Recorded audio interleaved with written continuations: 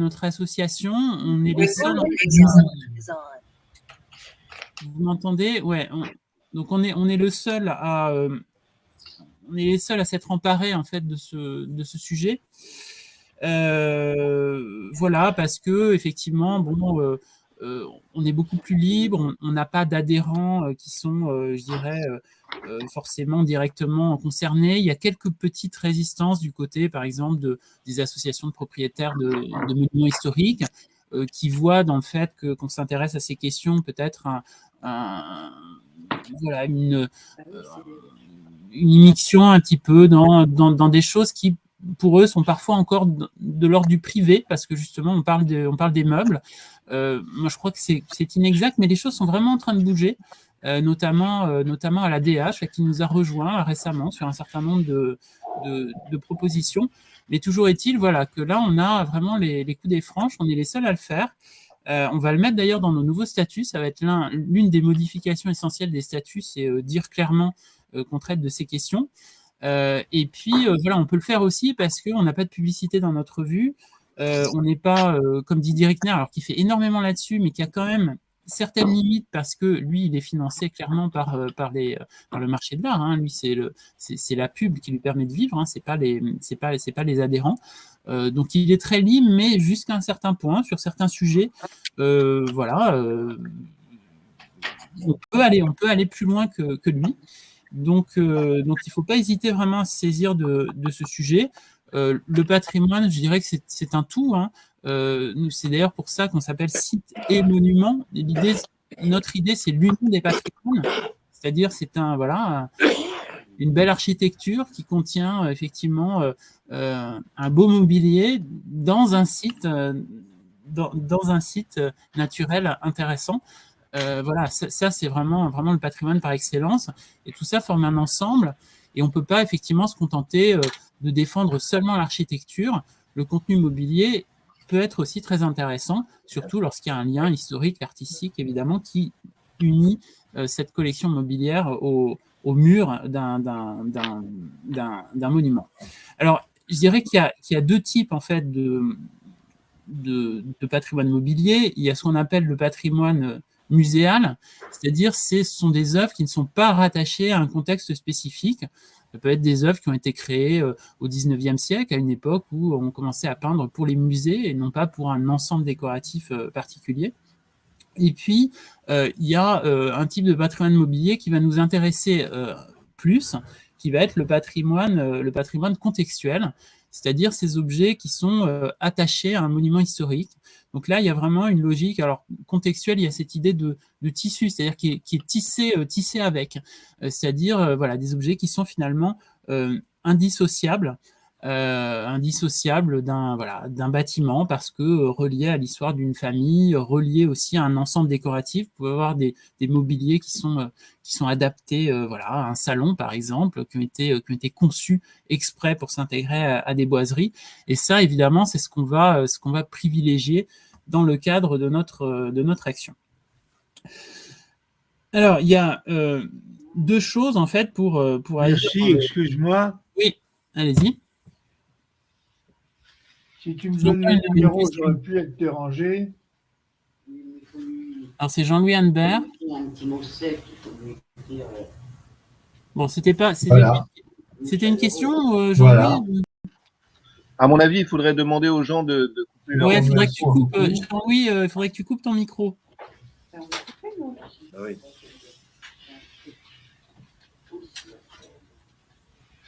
Alors, donc, je vais structurer mon intervention en deux temps. Marguerite, est-ce que tu as pu récupérer les images de l'article ? Bon, on va attaquer. Donc, je dirais qu'il y a deux choses importantes. D'abord, il faut connaître, en fait, ce patrimoine mobilier. Comment est-ce qu'on sait, effectivement, qu'il existe un patrimoine mobilier qui est le préalable, finalement, à toute intervention de protection. Il faut savoir qu'il y a des biens mobiliers intéressants. Donc ça, ce sera la première partie de mon intervention. Et ensuite, la deuxième partie sera de savoir comment on peut intervenir, c'est-à-dire comment on peut protéger en fait ces biens mobiliers une fois qu'on en a connaissance. Voilà. Donc, quel dispositif de connaissance de ce patrimoine mobilier? Alors, il y en a plusieurs, mais ils sont assez inefficaces. Alors, le premier, ça va être l'inventaire des richesses artistiques de la France. Alors ça, effectivement, quand on parcourt les différentes publications de l'inventaire, on s'aperçoit qu'il y a des biens mobiliers qui sont recensés, y compris d'ailleurs chez des particuliers. Alors c'est souvent de l'art populaire, mais pas nécessairement. Donc ça peut être assez intéressant parce qu'on peut savoir que dans tel édifice, il y a tel bien mobilier qui est intéressant. Alors cela dit, c'est très, très partiel, très aléatoire, d'autant que l'inventaire des richesses artistiques de la France a été décentralisé en 2005. Donc maintenant, ce sont les régions en fait qui font ça, qui ont des politiques qui peuvent être complètement divergentes et ne pas nécessairement s'intéresser à ces questions-là. Donc ça, c'est une source qui est assez aléatoire en fait de connaissance du patrimoine mobilier. Et puis, il y a le travail des CAOA, donc des conservateurs des antiquités et objets d'art, qui là aussi va être très partiel et assez aléatoire, c'est-à-dire que en principe, ils sont censés connaître le patrimoine mobilier de leur département, être en relation avec les propriétaires de monuments. Mais le problème de ces CAOA, c'est déjà dans leur fonction même, sont des agents indemnitaires de l'État, c'est-à-dire qu'ils sont des agents bénévoles en fait de l'État. Alors souvent c'est pas complètement vrai parce qu'ils sont aussi archivistes, donc ils sont donc payés par le conseil départemental. Ça dépend en fait, mais c'est souvent ils ont très peu de moyens, donc c'est très compliqué. Alors que en réalité, idéalement, ils devraient être l'équivalent des conservateurs de musées pour les monuments historiques, c'est-à-dire s'occuper de maintenir en fait les œuvres in situ, qui pour nous est évidemment une très grande richesse, beaucoup plus grande qu'effectivement que d'exposer des œuvres dans un musée, que de concentrer certaines œuvres dans un musée, parce que là on les a vraiment in situ, au milieu d'autres objets, alors des objets qui ne sont pas tous nécessairement très importants. Mais voilà, il faudrait effectivement créer vraiment l'équivalent des conservateurs de musées pour les monuments historiques. C'est malheureusement souvent pas le cas. Alors, petite anecdote au sujet de la vente du château de Dampierre, donc dans les Yvelines, donc qui était la maison des ducs de Luynes depuis le XVIIe siècle. J'ai appelé la CAOA pour lui dire il y a une vente, est-ce que vous prévoyez de faire quelque chose? Elle n'était même pas au courant de la date de la vente. En me disant mais finalement c'est pas moi, c'est le CRMH qui s'occupe de ça, je ne sais pas. Bon.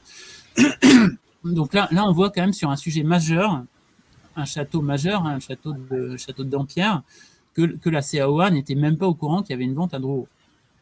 Donc ça c'est vraiment incroyable. Voilà, petite parenthèse, c'est vraiment là on a un cas avec le château de Dampierre.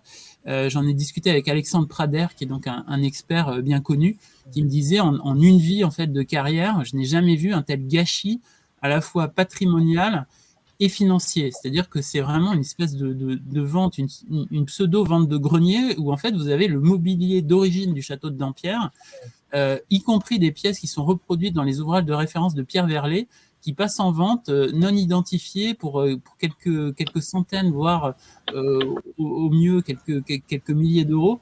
Enfin, c'est vraiment des choses assez terribles. Et voilà, et donc là, la CAOA complètement. Alors je vais dire, moi j'ai pris des photos à la vente parce que ce sont des mobiliers qui sont marqués avec des lettres. Bon, personne s'est intéressé à la signification de ces lettres, donc c'est vraiment et puis des meubles qu'on retrouve évidemment dans les inventaires. Ça, moi, je publierai bientôt un article dans la Tribune de l'Art là-dessus, sur ce démembrement du château de Dampierre, qui est une catastrophe absolue. Évidemment, on retrouve les objets dans les inventaires après décès, parce que les ducs de Luynes, ils n'ont jamais rien acheté de leur vie. Ils ont acheté neuf à chaque fois. Enfin, je veux dire, ils n'ont rien acheté ancien. Donc, c'est une stratification qui n'avait pas bougé depuis la Révolution. Donc, CAOA, malheureusement, on ne peut pas nécessairement s'appuyer sur eux. Et les commissaires-priseurs passent toujours avant les CAOA. Et c'est un problème. Et un autre problème, on y viendra après, c'est que les CAOA n'ont pas grand-chose à vendre, pas grand-chose à faire valoir auprès des propriétaires pour qu'ils consentent à une protection. Alors maintenant, il y a une chose qui est très importante, c'est le contrôle à l'exportation. Alors, le contrôle à l'exportation, c'est une sorte de filet, c'est-à-dire que quand on veut exporter un bien, on peut avoir connaissance justement de ce qu'il y a, de projets d'exportation. Donc ça peut être très intéressant pour nous. Alors là, il va y avoir un double problème. Il va d'abord y avoir la question des mailles du filet qui sont très larges et de plus en plus larges. Et puis aussi une question d'accès aux certificats d'exportation lorsqu'ils ont été délivrés. Alors, donc, premier sujet, donc, lorsqu'un bien comme ça est proposé à l'exportation, la question des mailles du filet. Alors, évidemment, on ne va pas demander à un particulier de déclarer la sortie du territoire d'un bien qui a trop peu d'importance. On ne va pas demander à quelqu'un, j'en sais rien, qui a un tableau qui vaut 1 000 € de déclarer cette exportation. Donc, il y a des seuils en fait financiers.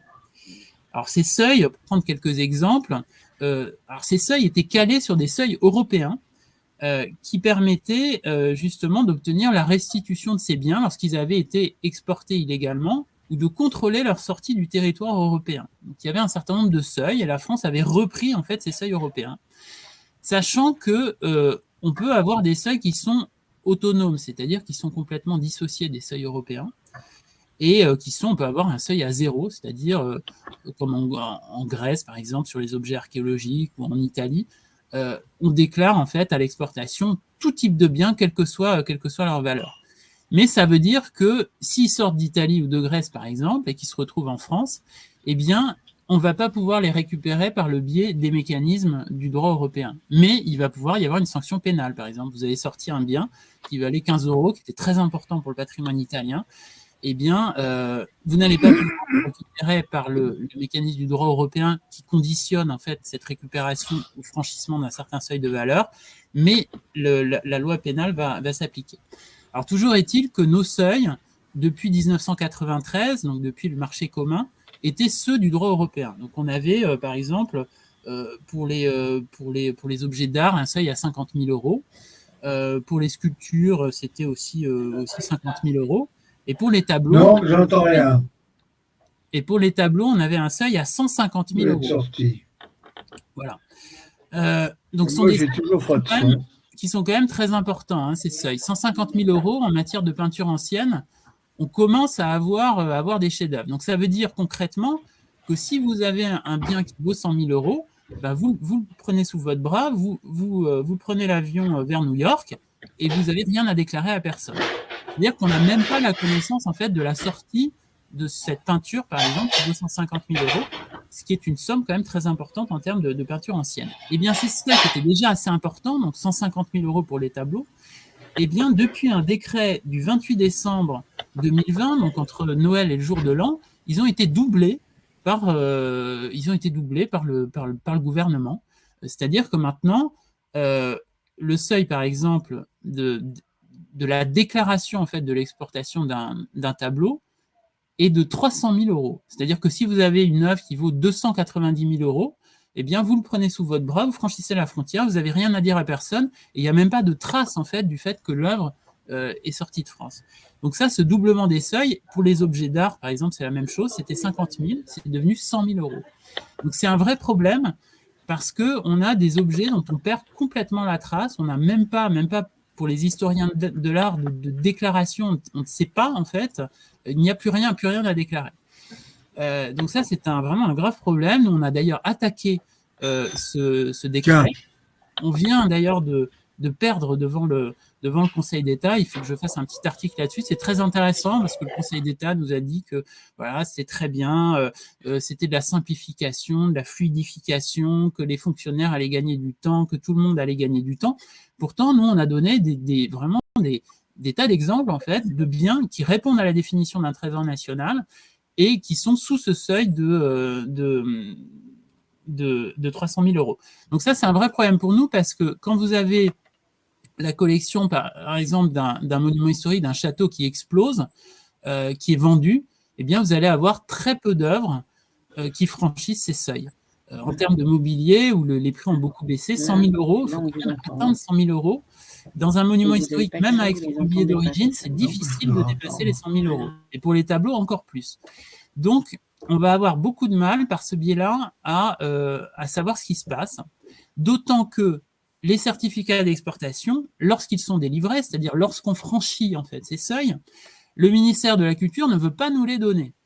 Alors ça, c'est aussi un autre contentieux qu'on avait fait, c'est-à-dire on avait saisi la CADA qui nous avait dit, mais oui, ces autorisations de sortie du territoire, vous devez pouvoir les consulter parce que c'est un document administratif. Et là, le ministère de la Culture nous a dit non, vous demandez trop de certificats en même temps, parce qu'on avait demandé 10 ans. Alors pourquoi on a demandé 10 ans? Parce qu'en réalité, il y a une base qui s'appelle la base Hermès au ministère de la Culture, où il suffit en fait de pianoter, donc on peut nous donner des extractions. Vous tapez par exemple porcelaine de Sèvres, et puis on vous sort pendant 10 ans tous les objets qui franchissent donc les 50 000 € et maintenant donc les 100 000 € qui ont été déclarés à l'exportation. Ben ça, le ministère a dit non, vous allez paralyser le fonctionnement du ministère, on veut bien vous les donner, mais c'est pas possible, vous en demandez trop à la fois. Donc voilà, donc après on s'est mis à demander des certificats à la pièce, c'est-à-dire donnez-nous ce certificat-là, on sait que cet objet est sorti de France. Eh bien, impossible aussi d'obtenir ces certificats. Alors donc là, il faudrait, donc à chaque fois on saisit la CADA nous donne raison, donc il faudrait que derrière, on fasse un contentieux en fait pour chacun de ces objets, qu'on le gagne, et donc évidemment ça coûte de l'argent. Donc là, le ministère fait une résistance totale.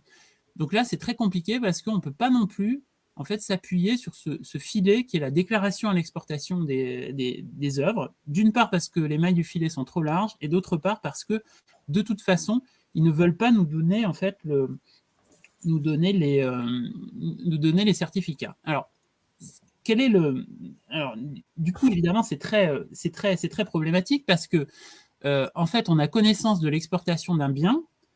En réalité, lorsque la salle des ventes, lorsque le commissaire-priseur le met sur son catalogue. Alors, on a eu un cas, alors là aussi très intéressant, avec le Mazor Luzzatto. Je ne sais pas si vous avez suivi ça. C'est un manuscrit hébraïque très important qui était donc conservé à Paris depuis la fin du 19e siècle par l'Alliance israélite universelle. Et toute la communauté en fait savante juive s'était émue en fait de l'exportation de ce bien qui a été vendu à New York. Alors, qu'est-ce qu'on a fait, nous, quand on a eu en fait l'annonce de la vente, donc en général c'est 15 jours avant la vente, eh bien on a fait un référé, avec un avocat d'ailleurs qui nous a fait ça pro bono. Et là, qu'est-ce qu'on nous a dit? Le problème des référés, c'est qu'il n'y a pas l'équivalent du référé liberté pour le patrimoine, et donc vous avez une date en fait qui est donnée dans les 3 semaines et pas dans les 15 jours. Donc en réalité, le juge nous a dit on est désolé, il n'y a plus d'urgence, parce que pour qu'il y ait un référé, il faut qu'il y ait une urgence. Donc en réalité, voilà, comme il n'y a pas d'urgence, on peut pas retenir votre demande de référé. Donc le Mazor Luzzatto a été exporté. Nous, on avait des attestations en fait de tous les spécialistes en fait des manuscrits hébraïques qui nous disaient c'est un bien d'importance majeure, donc il répond à la définition du Trésor national. Donc c'est par une erreur manifeste d'appréciation qu'on a délivré son certificat d'exportation à cette pièce historique qui a toute sa place à la Bibliothèque nationale de France. Eh bien, on n'a pu rien faire parce que le référé, on a eu tout simplement l'audience après, et on nous dit à ce moment-là qu'il n'y a plus d'urgence. Voilà. Donc en fait, on est complètement bloqué pour les biens, en tous les cas, les biens les plus importants. Alors, qu'est-ce qu'il faut faire? Finalement, voilà, on n'a pas trop de choix. En fait, il faut aller à la pêche dans les ventes aux enchères. Et il faut essayer de suivre les ventes aux enchères. Alors, là, évidemment, c'est pas simple. Alors, c'est simple parce que maintenant, tout est en ligne. Donc, vous avez un site qui s'appelle Interenchères, par exemple, qui fédère en fait tous les commissaires priseurs de province et aussi certains commissaires priseurs parisiens. Il y a le site de Drouot, qui est aussi alors plus autour de Paris et même au-delà, dans des pays limitrophes, où là, voilà, il ne faut pas hésiter à les regarder. Et puis surtout, il faut être à l'écoute de la presse locale, c'est-à-dire que quand vous voyez, en général, quand il y a une vente en fait, d'un monument historique, on en parle dans la presse locale, on dit voilà, en général, c'est formidable, une grande fête, on va vendre tout ça. Donc là, c'est à vous, en fait, d'être curieux, d'essayer d'aller voir. Et alors, ce qui est difficile, c'est de savoir effectivement si un monument a été remeublé, c'est-à-dire essayer de distinguer s'il s'agit d'un remeublement récent, d'un acquéreur par exemple récent, ou bien est-ce qu'il s'agit du mobilier d'origine. Parce qu'évidemment, les meubles rapportés, même si parfois ça peut être très réussi, là on n'a pas vocation à agir, parce que bon, voilà, quelqu'un a acheté un château, l'a meublé ensuite, il n'y a pas de lien particulier de ces meubles avec l'immeuble. Donc, il faut essayer de repérer, ça se voit en général, vraiment, en général, le commissaire-priseur s'en vante en disant, voilà, c'est une collection familiale depuis... alors, la question est de savoir depuis quand. Alors, évidemment, si les meubles sont là depuis le XVIIIe siècle, alors là, c'est majeur. Hein. Là, il faut tout de suite y aller parce qu'il y a très peu de monuments historiques qui ont encore leur mobilier, qui ont passé la Révolution sans problème. Donc là, effectivement, il y avait le château de Dampierre pour des raisons je crois que le duc était mineur à cette époque-là, donc il était favorable à la Révolution. Je crois que c'est ça. En fait, c'est La Roche-Guyon qui dont voilà, le duc était mineur, donc il n'y a pas eu de. Donc là, effectivement, si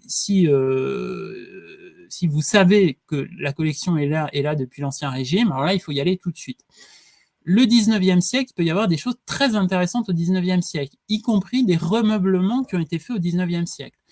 Le château de Verteuil, par exemple, des La Rochefoucauld, qui a été vendu récemment, enfin ses collections. Là, il y a eu effectivement un vrai problème patrimonial, même si c'était un remeublement qui a été fait au milieu du 19e siècle avec du mobilier italien, mais ça avait du sens parce que le duc de La Rochefoucauld était à ce moment-là, je crois, ambassadeur en Italie. Donc, il avait ramené un certain nombre de meubles, et puis le décor du château datait de cette période-là, c'est-à-dire qu'on avait fait des peintures, enfin des plafonds peints qui dataient aussi du milieu du 19e siècle. Donc là, on avait un ensemble, même si, effectivement, il y avait eu remeublement. Donc, c'est ça qui peut être un peu compliqué, c'est de discerner ce qui a de l'intérêt et ce qui n'en a pas. Donc là, n'hésitez pas, là, vous pouvez avoir recours au siège. Donc, vous dites, voilà, il y a une vente, effectivement, d'un château dans mon département. J'aimerais savoir ce que vous en pensez. Voilà le catalogue du commissaire-priseur. Est-ce que ça mérite une intervention ou pas? Voilà. Ça c'est une vraie difficulté. Il faut avoir une certaine sensibilité à ça. Voilà. Alors, sachant que là, on parle du XVIIIe siècle, du XIXe siècle, mais il y a des ensembles, évidemment, mobiliers du XXe siècle qui sont tout à fait passionnants. Ce sont des époques, par exemple, au cours des années 30, où on a conçu vraiment des décors meubles et immeubles en harmonie. Il y a aussi toute la question du patrimoine industriel, avec des collections, par exemple, d'échantillons de tissus, voire des machines de certaines manufactures. On voit des ventes, d'ailleurs, qui sont très tristes, en fait, notamment à Tours, d'échantillons, de collections qui parfois sont conservées depuis le XVIIIe siècle, effectivement des manufactures qui ont des archives, donc ça c'est extrêmement précieux. Donc là, n'hésitez pas aussi à vous documenter et à faire appel au siège si vous le souhaitez. Et puis, il y a aussi la question donc, des biens, alors qui sont moins je dirais, moins muséaux, mais qui nous intéressent, enfin, moins monuments historiques, mais plus muséaux, mais qui nous intéressent aussi. Donc, si vous vous baladez sur justement des ventes internationales et que vous voyez effectivement une provenance française qui est indiquée par le commissaire-priseur, par exemple dans une vente à New York, vous voyez collection française jusqu'à, j'en sais rien, parfois ils donnent la date, jusqu'à il y a peu, ou jusqu'à... Bon.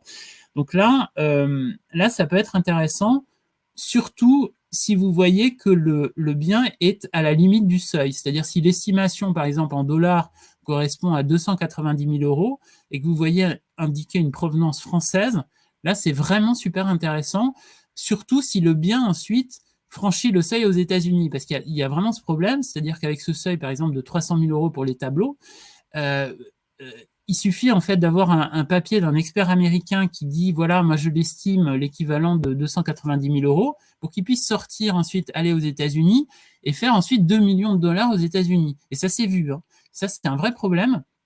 Alors, évidemment, le ministère de la Culture nous pipote en disant oui, mais il y a des conventions internationales, on devrait pouvoir récupérer ces biens-là. Et bien là, si vous nous trouvez un cas, moi, ça m'intéresse beaucoup, parce que là, on peut faire un contentieux vraiment emblématique en disant voilà, le bien a franchi le seuil aux États-Unis, merci maintenant de le ramener. Ça, ce serait assez pour qu'il fasse effectivement sa déclaration en France, puisqu'il franchissait en réalité le seuil. Voilà ce qui peut être fait, mais le plus important, c'est vraiment de surveiller en fait le patrimoine immobilier de votre département, c'est-à-dire celui des monuments historiques. Alors Julien, je te propose, je t'ai envoyé par WeTransfer les visuels parce que c'est plus lourd, mais je peux les faire défiler si tu préfères. Oui, bah tu peux mettre, tu fais un partage d'écran, on va un petit peu regarder justement quelques images. Alors attends, bouge pas. Est-ce que vous avez des questions à ce stade? Après, on va attaquer le grand 2 de mon intervention, c'est-à-dire la façon de protéger en fait ces biens et les instruments qui sont à notre disposition. Est-ce qu'au stade du repérage, vous avez des questions? Est-ce que vous avez eu des cas qui se sont posés à vous, une hésitation, vous êtes dit quand même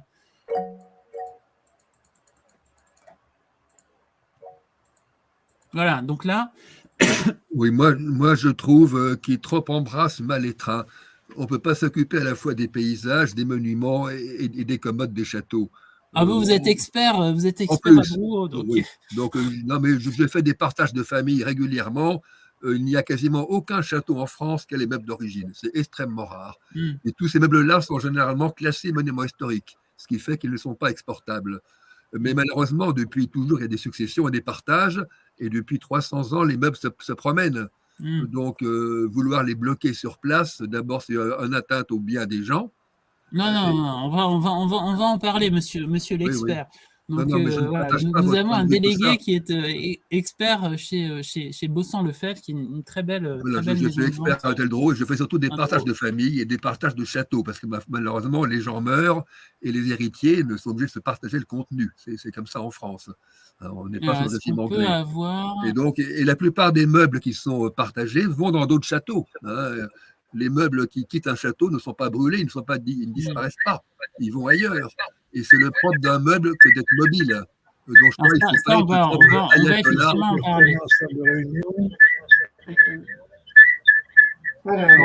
On va continuer. Je n'ai pas l'impression que ce soit très... Il y a un bruit de fond. Alors, il faudrait couper les micros.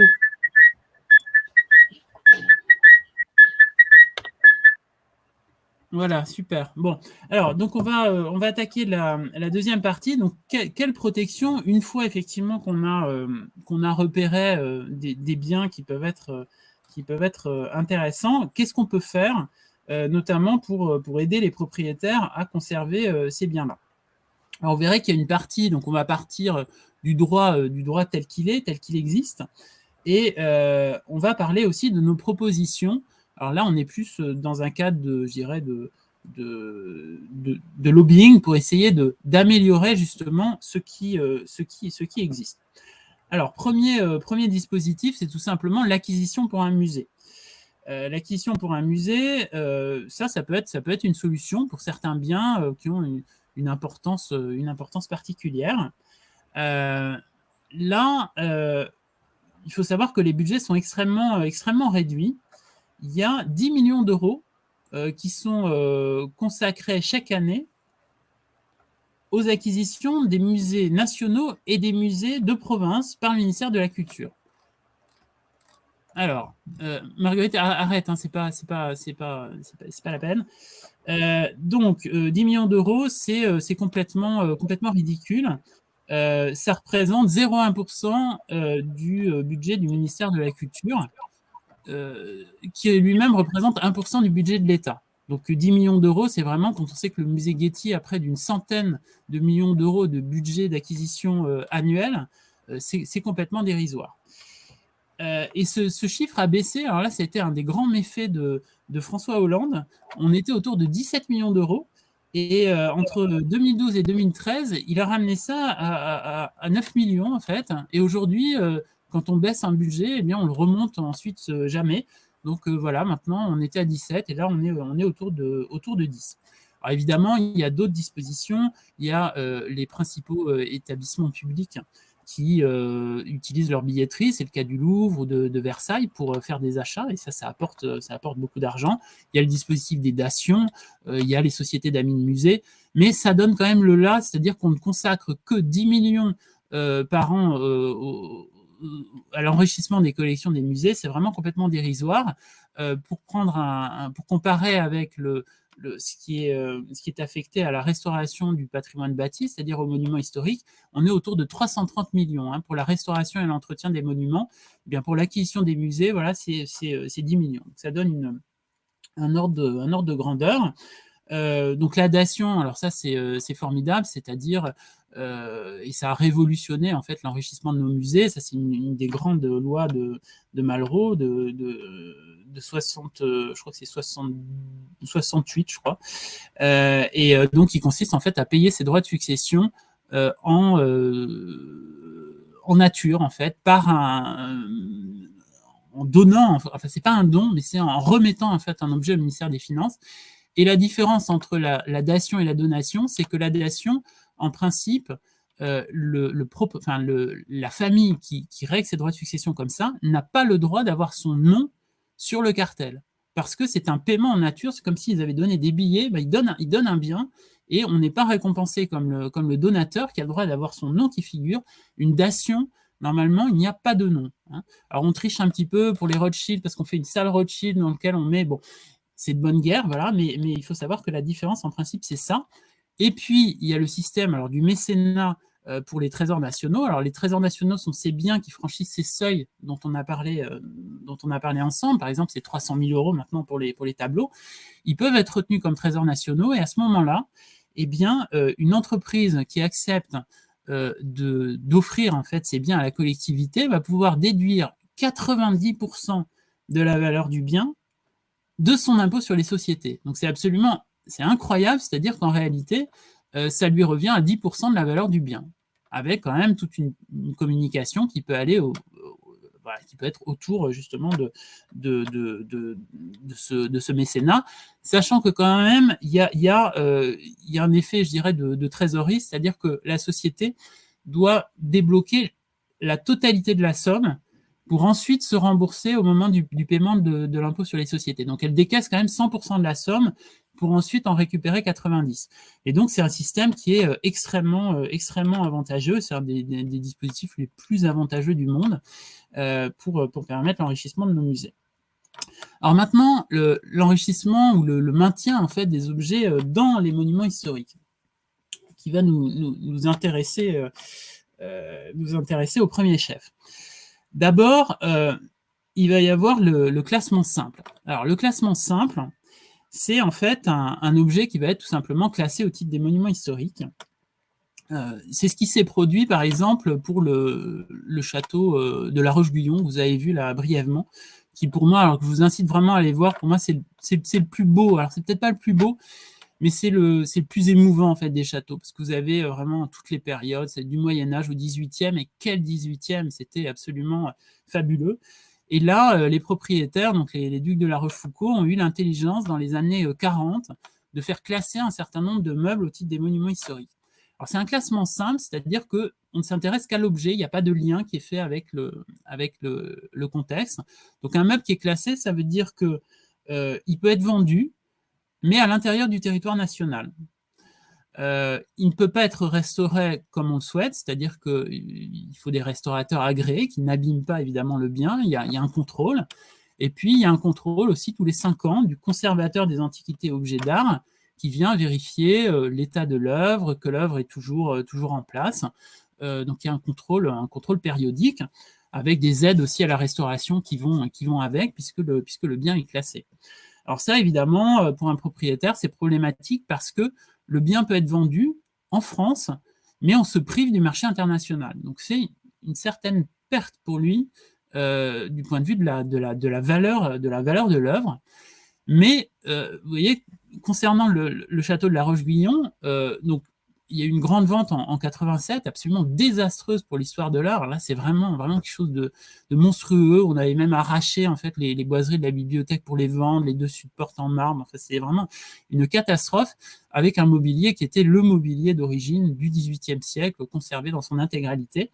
Et bien, ce classement a permis, même si des œuvres sont aussi maintenant dans des collections privées. Par exemple, Bernard Tapie a toujours, enfin ses héritiers, ou je sais pas, il a peut-être vendu depuis, un lustre boule Louis XIV qui était dans le grand salon du château de la Roche-Guyon. Mais progressivement, le château de la Roche-Guyon récupère en fait ces objets, notamment les tapisseries qui étaient dans la collection Lagerfeld, sont revenues au château. Donc ça, c'est extraordinaire, des tapisseries vraiment faites aux mesures du salon. Alors le mobilier, il est divisé entre le musée du Louvre, qui en a une partie, et AXA, qui a une partie de ce mobilier qui est classé monument historique. Les chenets, par exemple, étaient dans la collection Safra à Monaco, il y avait une tentative de vente parce que tout simplement c'était le bazar, donc ils les avaient envoyés à New York. Et là, les conservateurs, d'ailleurs, new-yorkais, ont appelé leurs collègues français en disant attention, il y a les chenets du château de la Roche-Guyon qui sont classés monuments historiques. On les a fait revenir et aujourd'hui, ils sont à nouveau au château. Donc progressivement, effectivement, ces biens reviennent. Donc ça, c'est je dirais, le classement simple. Alors, ce qui est bien avec le classement simple, c'est qu'il y a une possibilité d'instance de classement. Alors, l'instance de classement, c'est comme l'instance de classement pour les immeubles. C'est une lettre, en fait. Il n'y a pas de formalité particulière, il n'y a pas besoin de saisir une commission. Du jour au lendemain, d'heure à heure, la ministre peut envoyer un huissier qui donne une lettre, il dit voilà, votre bien, il est classé monument historique. Ça veut dire que pendant 1 an, il va bénéficier des effets du classement monument historique pour essayer de trouver une solution pendant cette année pour faire aboutir le classement selon les formes normales, c'est-à-dire les passages en commission, notamment des monuments historiques, ou trouver une autre solution. Et donc l'instance de classement, ça permet de dégainer très vite.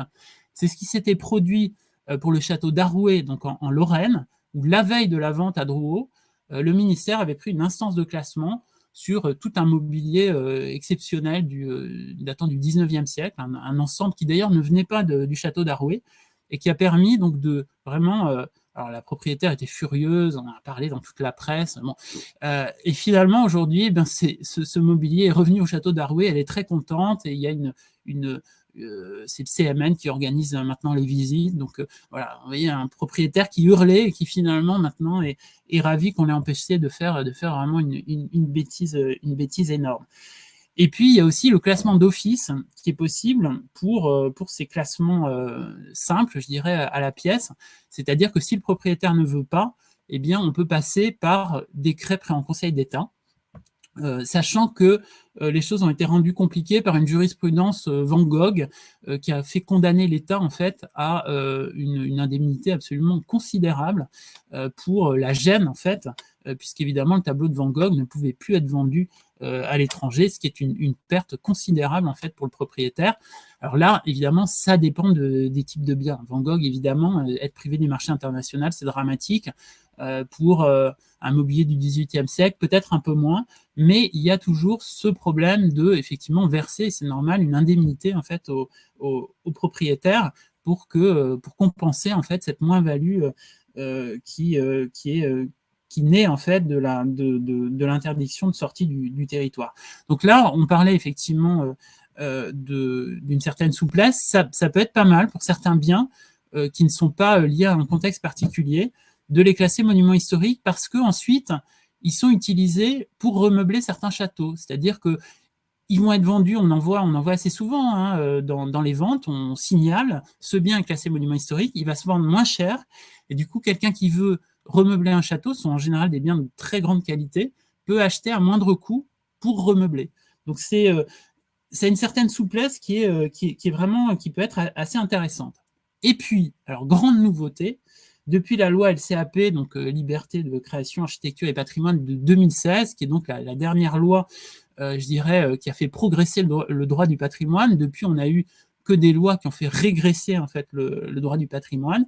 Eh bien, depuis cette loi, on a comblé une lacune dans notre droit, c'est-à-dire qu'on a permis 2 choses. On a permis le classement d'ensemble mobilier. Alors, un ensemble mobilier, c'est comme un classement dont je viens de vous parler, un classement simple, mais qui va permettre de relier des objets entre eux. C'est-à-dire que vous allez, par exemple, avoir une série de tapisseries aujourd'hui, ou une série de sièges. Eh bien, ils vont être classés, mais ils vont devoir rester tous ensemble. On ne va pas pouvoir diviser, en fait, la série de sièges, comme ça se fait communément, malheureusement, à Drouot, où effectivement, quand vous avez une grande série, eh bien, le commissaire-priseur va proposer d'abord le canapé, ensuite 4 fauteuils, et ensuite les 4 chaises. Hein. Ça, je l'ai vu, on le voit de plus en plus. Donc ça contribue, en fait, à casser des ensembles qui ont vraiment une cohérence. Donc là, effectivement, en classant, par exemple, un ensemble comme ça de sièges au titre des ensembles mobiliers, ça veut dire, qui ne pourront pas sortir de France, donc ils vont être disponibles pour quelqu'un qui veut remeubler un château, et 2, qu'il faudra les vendre ensemble, dans un seul lot. Le commissaire-priseur fera un seul lot. Voilà. Et c'est pas nécessairement d'ailleurs une moins-value, parce que ces ensembles sont de plus en plus rares, parce qu'ils ont été fractionnés au cours des successions. Donc quand il y en a, donc ça peut être très intéressant si vous êtes en relation avec des propriétaires de monuments historiques, de dire, voilà, là, vous avez un instrument qui est intéressant parce que ça permet de conserver une solidarité. Alors, ça peut être aussi avec des portraits de famille, toute une série de portraits de famille. On peut créer une protection comme ça solidaire sans empêcher nécessairement le propriétaire de les changer de lieu. Mais ils pourront pas être sortis de France, ils pourront pas être restaurés n'importe comment, et ils devront rester ensemble. Donc, c'est un degré de souplesse qui est un peu moindre que le classement à la pièce, mais qui garde quand même une certaine liberté, en tout cas de mouvement. On peut les sortir tout en les gardant en France d'un lieu particulier. Et puis, alors, il y a la disposition phare de cette loi de 2016, qui est le classement comme ensemble mixte. Alors, le classement comme ensemble mixte, c'est d'attacher, en fait, un bien meuble à un bien immeuble. C'est-à-dire qu'on va le classer avec un lien d'affectation à perpétuelle demeure. Donc là, évidemment, ça va être encore plus dur, c'est-à-dire que le bien ne pourra pas être vendu indépendamment, en fait, de l'immeuble.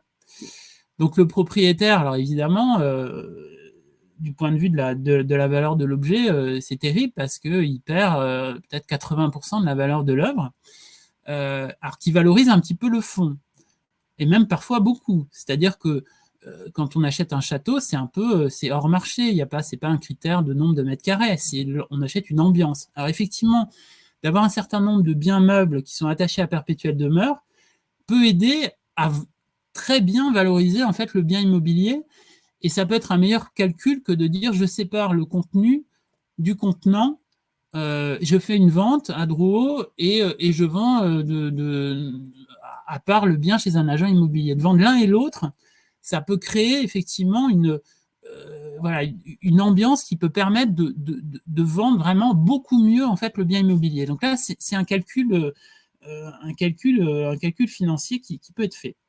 Alors, il faut que je vous parle, donc, revenir un petit peu sur cette question des ensembles mobiliers. Alors, l'ensemble mobilier, c'est quand il n'y a pas de lien avec l'immeuble. Là, il faut savoir qu'il n'y a pas d'instance de classement comme ensemble mobilier. C'est-à-dire que on ne peut pas, en fait, pendant un an, bloquer la vente d'un ensemble d'œuvres.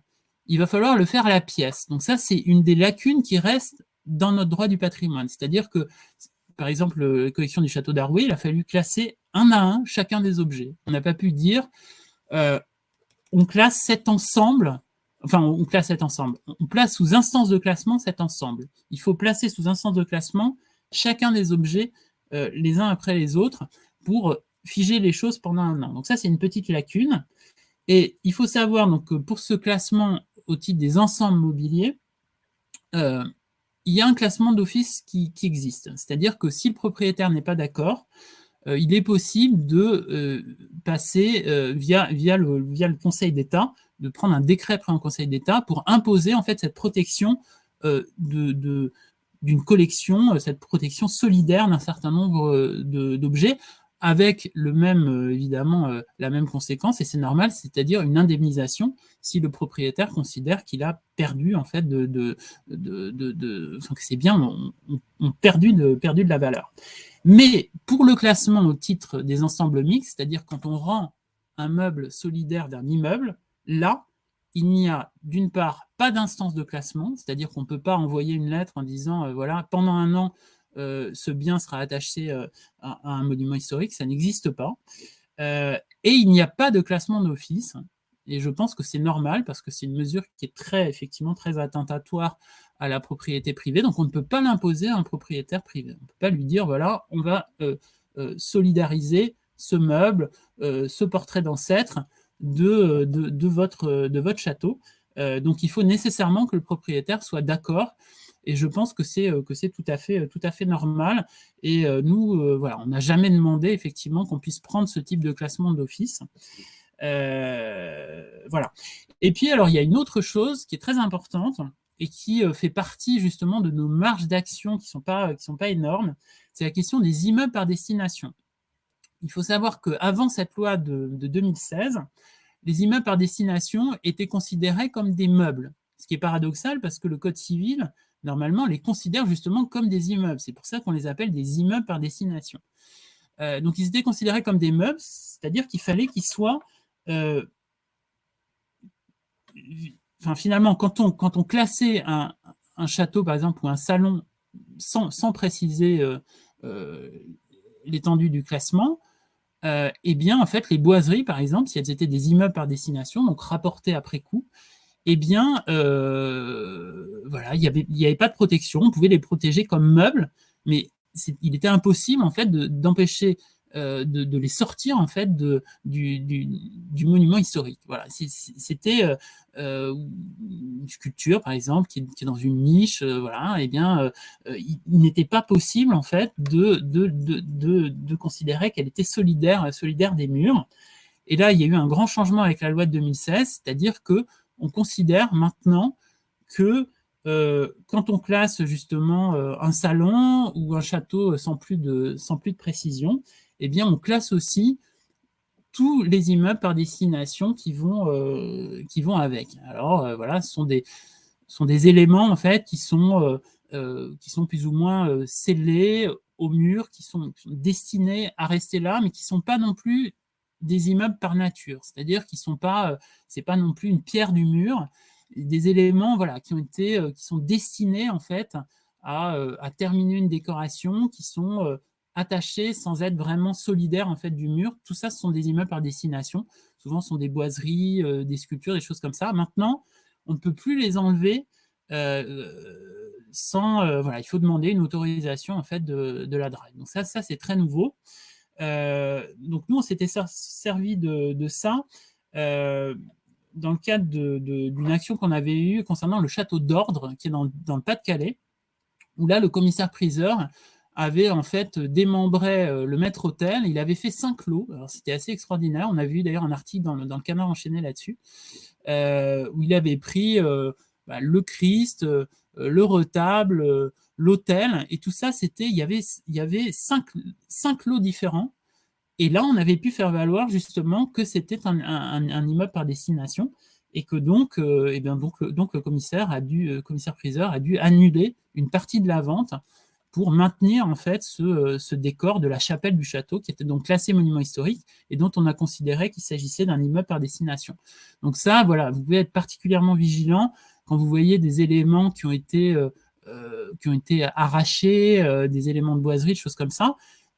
Si l'immeuble est classé au titre des monuments historiques, en principe, il faut que cet élément ait été enlevé après une autorisation de la DRAC. Donc là, il y a une façon d'agir. Voilà, donc pour les nouveautés de la loi de 2016. Alors maintenant, il y a aussi des mécanismes fiscaux qui peuvent aider.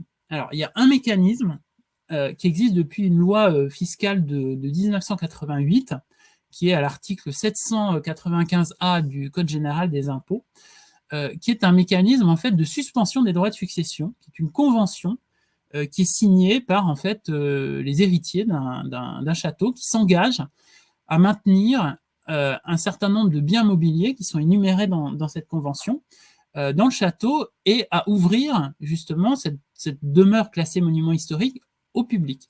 Donc ils s'engagent pour un temps qui est indéfini, et tant que les termes de la convention sont respectés, c'est-à-dire que tant que les meubles sont montrés au public et demeurent effectivement dans le monument historique, eh bien les propriétaires ne paient pas leurs droits de succession. Donc c'est une sorte de voilà, d'épée de Damoclès, c'est-à-dire qu'on a intérêt à continuer à adhérer à cette convention. Alors le problème, c'est qu'au fil des générations, il faut que tout le monde adhère à cette convention. C'est-à-dire que dans des familles qui sont très nombreuses, il faut des familles très, très soudées et que chacun accepte de signer un avenant pour entrer dans la convention. Et donc, ce qui explique en fait que ce dispositif fiscal, qui est très, très intéressant, soit très peu employé. Il doit y avoir 70 conventions qui sont signées en France.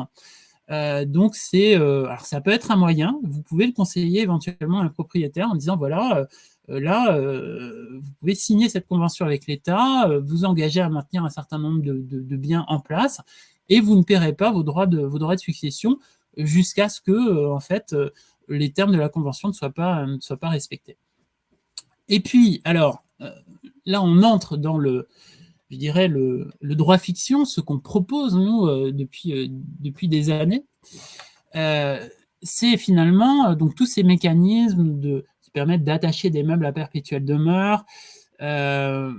L'idée, c'est qu'ils trouvent une contrepartie fiscale. Pour le moment, ce n'est pas le cas. C'est-à-dire que vous avez un propriétaire qui attache, par exemple, un salon Louis XVI à perpétuelle demeure parce que ce salon a été conçu avec les boiseries ou parce qu'il a été acheté en même temps que la construction du château.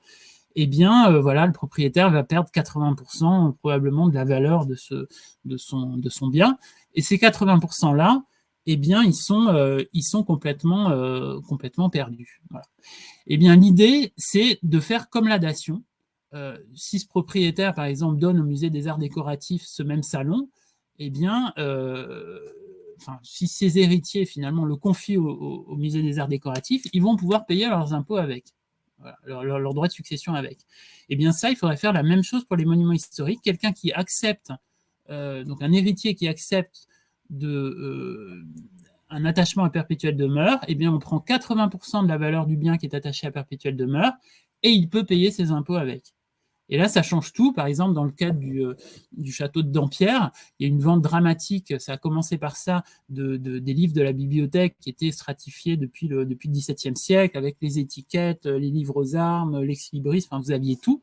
Eh bien, première succession des ducs de Luynes, on attache à perpétuelle demeure, effectivement, cette bibliothèque, et on paie ses droits de succession comme ça. Voilà. La génération d'après, eh bien, on attache à perpétuelle demeure, par exemple, le surtout du duc de Luynes, fait par l'orfèvre Roman Meurice, donc c'est une œuvre du milieu du XIXe siècle, qui est aujourd'hui au musée du Louvre. Eh bien, ils auraient pu payer leur droit de succession, par exemple, en attachant à perpétuelle demeure cette œuvre, ou avec la Pénélope, qui était au bas de l'escalier, qui est aujourd'hui au musée d'Orsay.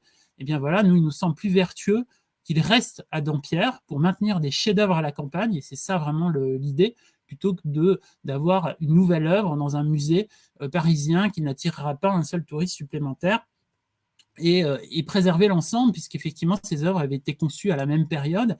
Le surtout, la Pénélope, bon, tout ça fait partie d'un mécénat du duc de Luynes de l'époque, qui a aussi conçu, évidemment, vous avez la fresque d'Ingres, tout ça c'est un ensemble, en fait, qui est indissociable. Donc, voilà. Et là, eh bien, il faut permettre, en fait, aux propriétaires qui acceptent ces servitudes de maintien in situ de le valoriser fiscalement. Là, ça changerait vraiment tout, ce serait une dation pour les monuments historiques. Et puis, même chose pour la donation, c'est-à-dire quelqu'un qui accepte de son vivant, donc par exemple d'attacher un bien à perpétuelle demeure, eh bien, il faut lui permettre de déduire en fait les 66% de la moins-value de son impôt. Si aujourd'hui vous donnez par exemple un tableau au musée du Louvre, eh bien, on va évaluer ce tableau et 66% de la valeur du tableau va pouvoir être déduite de votre impôt sur le revenu. Eh bien, si ce même tableau, vous acceptez qu'il soit attaché à perpétuelle demeure, donc vous rendez un service à la collectivité, vous vous privez de 80% de la valeur de ce bien, eh bien ces 80%, ils sont perdus. Vous ne pouvez même pas déduire 66% des 80% que vous avez perdus de votre impôt sur le revenu. Ben, ce n'est pas normal. Il faut qu'il y ait une forme de symétrie entre ce qui permet l'enrichissement des musées et ce qui permet l'enrichissement des monuments historiques. Même chose pour le mécénat. Aujourd'hui, on ne peut pas mécéner par exemple, la moins-value que constitue l'attachement à perpétuelle demeure d'un bien. Je prends l'exemple de la table de Téchon qui était au château de Breteuil, donc toujours dans les Yvelines, qui est aujourd'hui au musée du Louvre. Il y a eu un mécanisme de trésors nationaux, donc les 90% dont je vous parlais, donc ça a été en fait payé largement par un manque à gagner fiscal, donc par en fait nos impôts en quelque sorte. Eh bien, il est dommage que la société qui a fait ça n'ait pas pu, par exemple, indemniser le propriétaire de sa perte en attachant ce bien à perpétuelle demeure, donc là il va perdre 90% de sa valeur, et bien qu'une société privée ne puisse pas indemniser le propriétaire directement en disant voilà, ben, je vous indemnise, et du coup il est attaché à perpétuelle demeure, et c'est le joyau du château de Breteuil qui va attirer évidemment beaucoup de touristes parce qu'il sera mis en valeur, il sera dans son contexte, plutôt que de le mettre au musée du Louvre où il y a d'autres chefs-d'œuvre qu'évidemment cette table n'attirera personne, pas de touristes supplémentaires. De toute façon, il y en a déjà trop au musée du Louvre, donc c'était pas utile. Voilà un petit peu l'idée, avec une autre proposition qu'on pousse évidemment, qui est l'exonération de l'impôt sur la fortune immobilière des monuments historiques lorsqu'ils sont ouverts au public. Et ça, c'est aussi une très forte incitation justement à partager ces musées en fait que sont beaucoup de monuments historiques. Il y a une formule que j'aime beaucoup qui a été trouvée par la sauvegarde de l'art français, qui est voilà, les églises, ce sont le premier musée de France. Et ben, c'est vrai, il y a des trésors, des choses incroyables dans les églises qu'il faut restaurer et mettre en valeur. Ben, c'est la même chose pour les monuments historiques. Il faut une alternative au musée, il faut maintenir ce patrimoine dans son contexte. Économiquement, c'est bien plus fructueux que de concentrer toujours ces œuvres dans des musées qui sont quasiment toujours parisiens. Il faut les maintenir en place, il faut maintenir des trésors à la campagne. Voilà, ça c'est notre credo. Et puis, alors, il y a une autre possibilité, et qui est en fait là, on est aussi dans la science-fiction, mais pas dans le droit-fiction, mais pas totalement, qui est celui du portage patrimonial. Alors, le portage patrimonial, ça existait, c'est une possibilité qui a été confiée à la Fondation du patrimoine depuis 1996. Alors, de quoi s'agit-il? C'était écrit noir sur blanc dans la loi. Un propriétaire a besoin de vendre un bien pour refaire sa toiture, par exemple, vendre une commode pour refaire sa toiture, c'est-à-dire quelque chose qui est vertueux.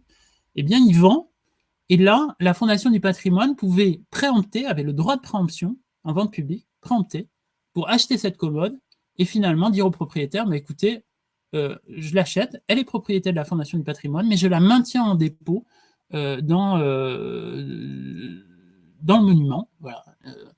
Et j'ai la possibilité, et c'était dit aussi dans la loi, de la rétrocéder, c'est-à-dire de la revendre assortie d'une protection, par exemple au titre des monuments historiques, donc de revendre ça au propriétaire, donc évidemment un peu moins cher puisque le bien est classé au titre des monuments historiques, on perd un peu de sa valeur, mais voilà, le propriétaire, il y a un retour de fortune, eh bien, il peut racheter le bien qu'il a été contraint de vendre.